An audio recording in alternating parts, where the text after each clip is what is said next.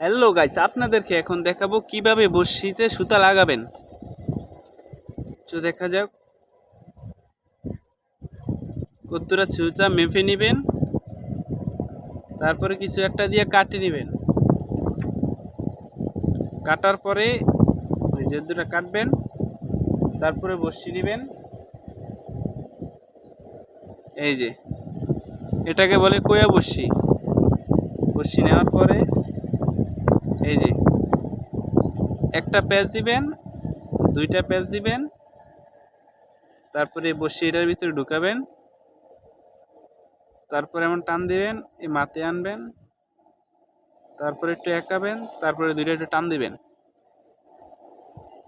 টান দেওয়ার পর দেখুন কি সুন্দর লেগে গেছে।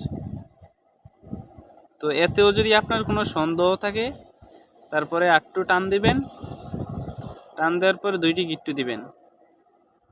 এক, দেখুন ভালো করে, এলো দুই, দোনোটা কি একসাথে পড়তে হবে। দেখুন বড়শি লাগানো হয়ে গেছে। এখন আপনি চাইলে এটাকে সরগিট্টে দিয়ে নেবেন। দেখুন